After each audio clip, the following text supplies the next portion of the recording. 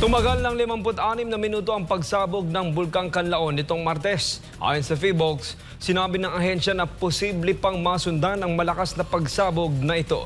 Dahil dito, patuloy na pinalalahanan ng mga residente sa bisinidad ng bulkan na manatiling nakaalerto para iwas sakuna. Si Creslin Catarong sa report!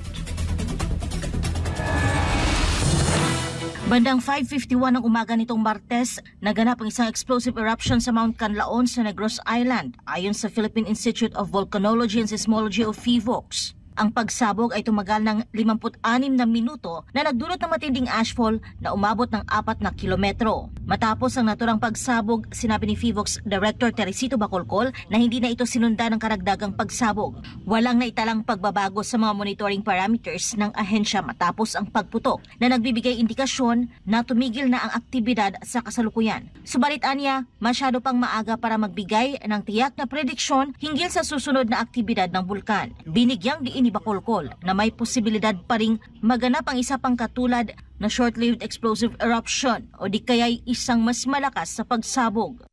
In fact, the eruption that we saw this morning is a repeat of what we saw last December 9.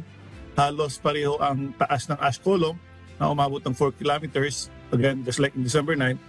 And when we say nasa alert level 3, since nasa alert level 3 pa rin yung Canlaon volcano ngayon, when we say it's on alert level 3, hazardous eruption is still a possibility.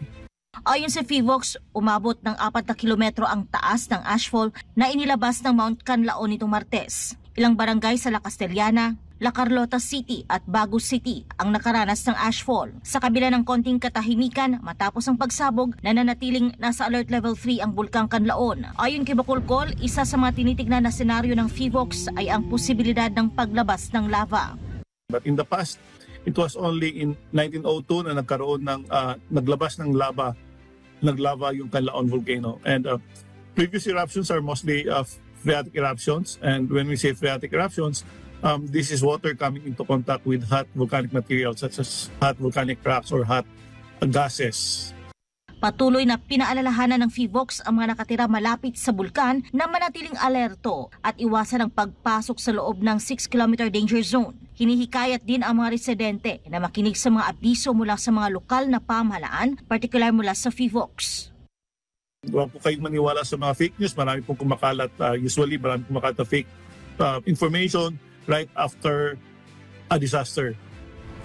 And huwag pong baliwalain nila ang panganib ng posibleng pagputok ng mas malakas pa ng Canlaon volcano.